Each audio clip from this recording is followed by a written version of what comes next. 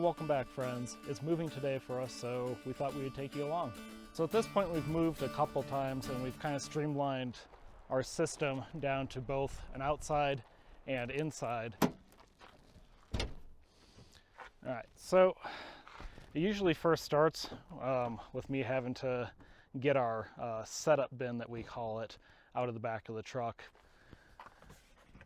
So kind of our first step here is checking all of the tire pressures. And to do that, we pretty much always have to fill up a little bit. So we got this portable air compressor, and what's really neat about this is it can be run off of AC power, DC power, or it has its own lithium battery. And this actually lasts quite a while. I was quite surprised. All right, so the first thing is you want to know what tire pressures you actually need to be at. And if you don't know already, in your door jamb, you're going to come across this little sticker here, and it's going to tell you what your tire pressure should be for both the front, the rear, and the spare. And you want to set to the cold tire pressure. So for us, it's 60 psi on the front and 65 in the back for the truck. And there's also a sticker like this on the trailer as well, which for ours is 50 psi.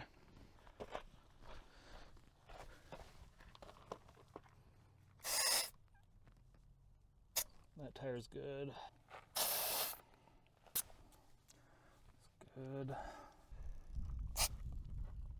And that's good too.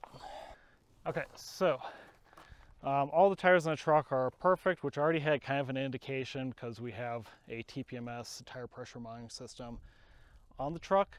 And I looked yesterday and it looked fine. But always check your tire pressures manually as well. All right, key component to the whole process is a good set of work gloves. Too many times, it's not just keeping your hands clean, you'll cut yourself on all sorts of stuff. So good work gloves. One quick and dirty old school way of checking your pressures is just to go get your negotiator, a rubber mallet, and just come around, give them a little tap. You're looking for any sort of like difference in the sound. That's fine to go around and do. I prefer to actually check the actual pressures. So for us, we did install a TPMS system on all four of the tires for the trailer as well. That actually plugs into our truck. So I will know when we get going and hitched up if we're good. But so far each time I've had to add a little bit of pressure into each tire. So we're looking for 50 psi. All right, so that one's pretty good. It's actually slightly over. It's at like 52 psi, so I'm going to release a little bit of pressure.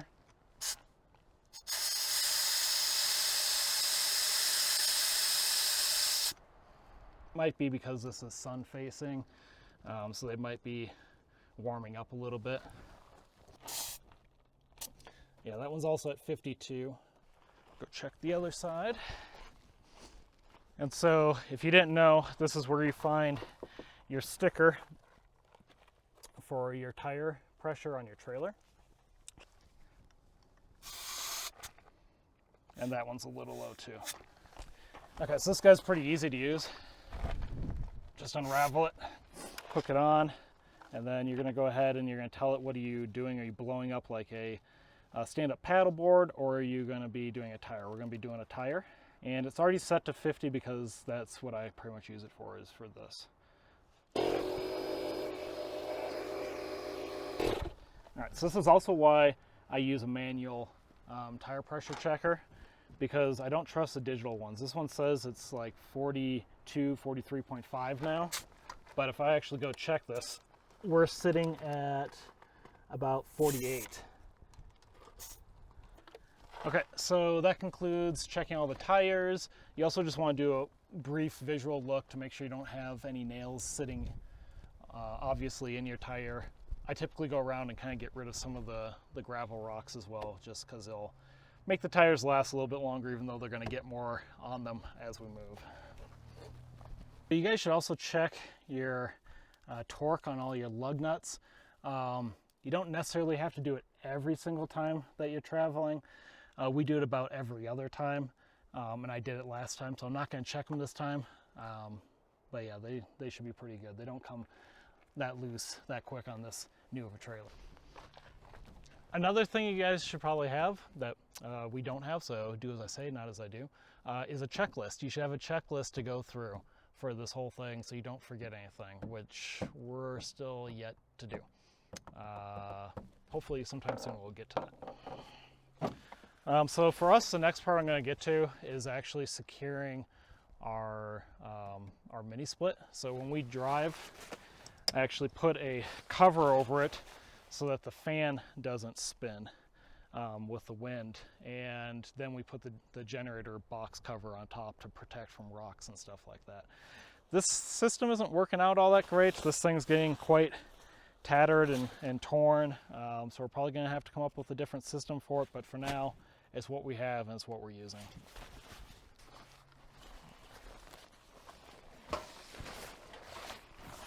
And then we just secure that guy with some bungee cords.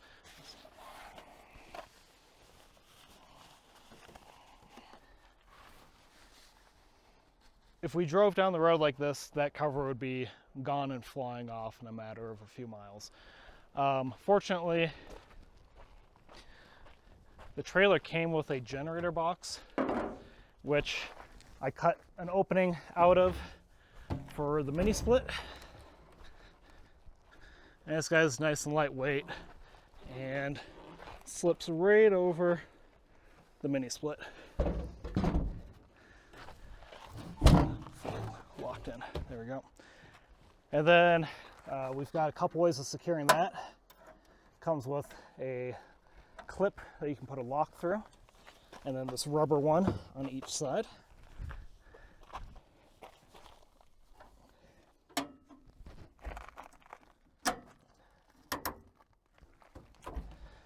And just like that, we're secure.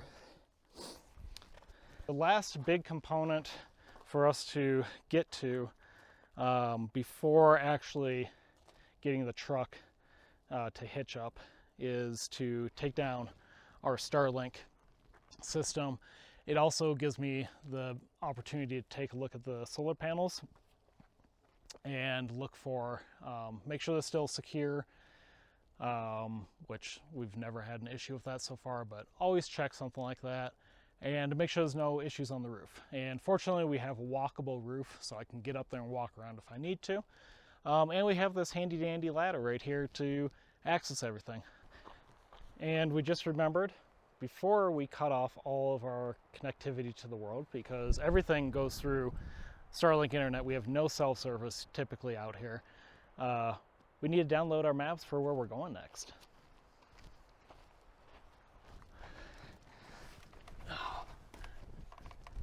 Okay, so the dish is supposed to stow. It's supposed to tilt itself back, but the app is a little finicky and not really wanting to cooperate. So, doesn't really matter for us. We don't actually keep it in a box. This is the tricky part. Take it off without dropping it and without falling off the ladder.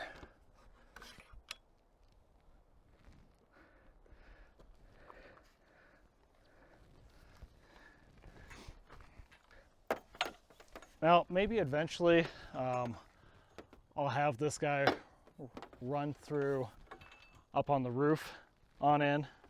The reason we haven't done that yet is twofold. A lot of ways of doing it is people have to actually like cut it, and I'm not real keen on cutting it because if something's wrong, the first question they're going to ask is, did you modify the system in any way? And I prefer that answer to be no. Second reason is we don't always have best of luck with our placement and trees, so it's helpful to be able to run it on the ground. So if it's only connected through up there, it's kind of pointless in limiting our flexibility. So the other end of it just comes up right here through the stopper that I have on there, and then after we pull it up, we can plug the hole with something that actually screws in and is waterproof. I think this thing was like meant for a boat, actually, some sort of fill port for a boat. Works great for this purpose. We've transitioned into the inside is to actually start cleaning off our electronics and put them away properly. This whole setup here, our office, is new to us. We installed it while we were at this location. So this is the first time we've had the monitors here and had to deal with those. So I installed some bungee, and the bungee prevents it from being able to move around. So that works really well. LZ's computer is nicely tucked away back in here, has some foam and a bungee cord on it, and permanently stays there, and she just uses her monitor. That's also the dream of where I will be, but I'm not there yet because I don't have an external keyboard. So my computer just goes into a bin with a bunch of towels at the moment, and that's been working perfectly fine. And these little shelves, they stay. We haven't ever had them move or anything, so we just leave that, and obviously everything that's on them gets cleared off. Most of the stuff comes into the truck with us that's here. Starlink just chills out on the bed. It'll get pushed farther back up, as well as the router for it, and then the rest of this also goes into the truck. We'll also begin by setting stuff down. Our rollout pantry gets locked. Actually, I don't think you guys have seen our pantry. I've talked about it a few times, but you haven't seen it actually in its full glory. So let me see if I can unlock here and show you that. So it goes pretty deep. We're able to keep a lot of dry goods in there. And then I also keep a bike trainer in the back there. One other new addition is this mirror spice rack here, and we've got that guy all locked up so it can't come undone. So with our current setup of having the open shelf racks, it's really great for being able to see everything that you need and to pull it out quickly and put it away quickly. It does necessitate doing some cleanup before we move though.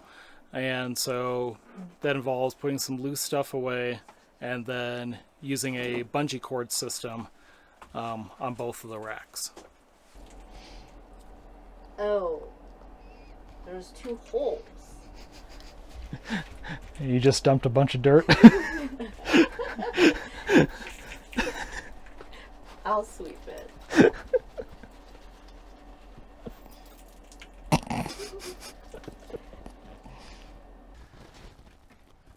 We close all the vents, even though it'd probably keep it cooler in here if we kept them open. There's all sorts of gravel and dust and stuff when we go down the road, not to mention anything else that's stinky. I cheated this time and didn't do all the dishes.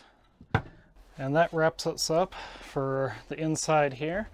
Some stuff piled up on the bed and everything bungeed and totally secured. We've never had anything come down from any of these spots, so it's pretty good. And with that, lights off, and we go walkaround up.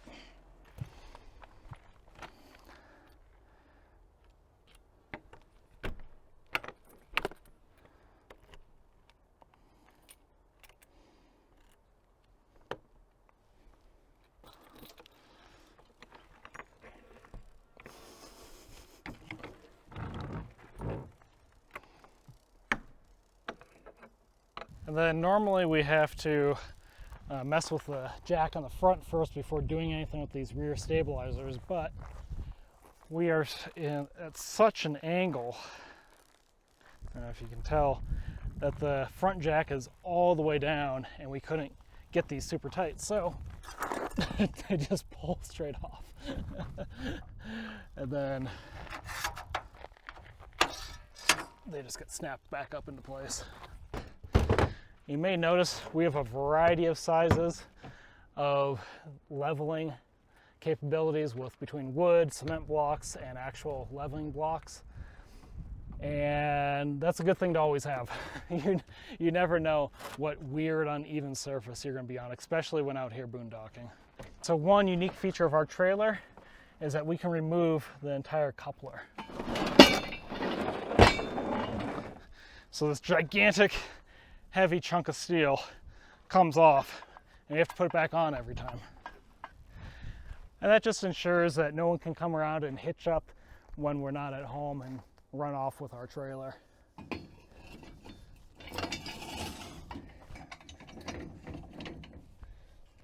Always check your cotter pins. Make sure they are in.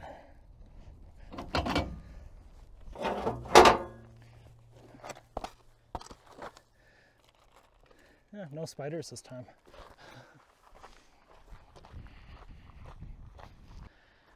And with that, we're ready to start the hitch up process. This is one of the fun parts of having an off-road, off-grid trailer is we don't have an electric jack. And the reason for that is, I could put one on, but the reason for that is it gives us better ground clearance when we're going down the road. The downside is you gotta crank this sucker. And because we're all the way down right now, to get us level, I have to crank it all the way up in order to do the hitch up process. Yeah, it's definitely a good workout. And it's kind of hard with this thing to know exactly when is all the way up. You just kind of have to go by how hard it is to keep turning. All right, that's pretty high. I'm gonna try that first.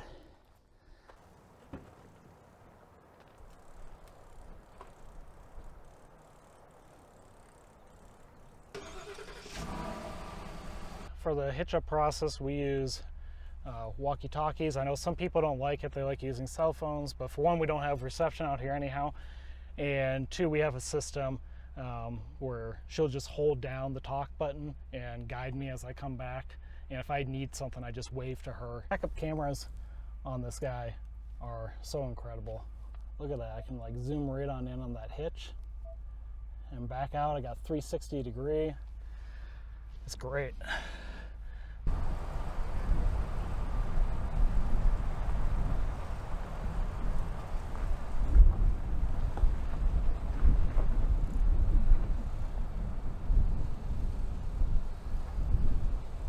There's a big rock right in front.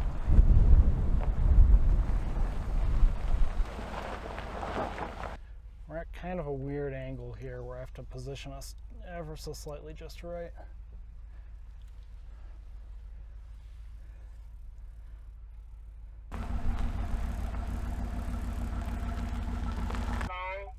I think you're high. Car is high. Let's see how high we are.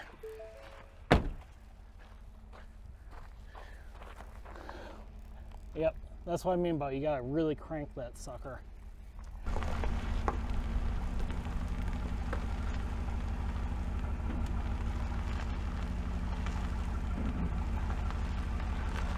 Slowly going. Keep going, slow. Keep going. Keep going. Stop. Going. Stop. Cool. Good. There she goes. There we go. And once you know you got your weight off of your jack, like that, lock this guy in place and pin it. All right. All right, and then this guy just has a cotter, a pin. You can flip her and lock it back on place. I've got these dust covers here for the pins. So this guy's a 12-way pin, which I had to install. And this is for our backup camera and TPMS system. And then this one is your standard 7-pin for the trailer, brakes, and lights.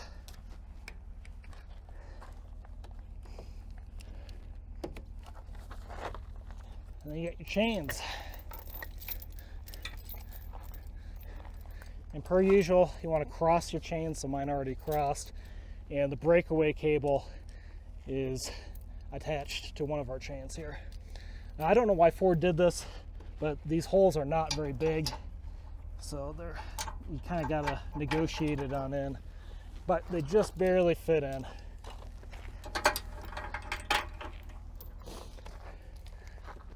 All right, and that's the whole hitch process there. It's slack on the brake, you know. Yeah, that's a good call. Right now we're probably too tight, but that's probably good there. And just in case you guys are wondering, this is a bulletproof hitch. That's the brand. I'll put a link in the description if you're interested. We got it through eTrailer. And why we went with this one was for the adjustability. So we have 2 balls on it. We got a small ball that we used for towing the U-Haul all the way out to South Dakota, and then this guy uses the bigger ball. And we weren't sure where the adjustability needed to be. With the U-Haul, we had to actually flip this whole thing upside down and go farther down because it's so low. But we come straight out with this trailer because we also have adjustability over on the trailer side. And that adjustability makes it so that we're able to get it really, really level on level ground, so we're not kind of down on one or up a little bit. So at this point, we really don't need the adjustability on that, but it's a nice kind of step up point, and it also lets us take a different trailer if we have to take a different trailer. We have the flexibility of all that. So these chocks here, these X chocks are called, just really help with stability. You can use them as a wheel chock, but I don't think they're recommended as your sole wheel chock. Just stops the rocking back and forth.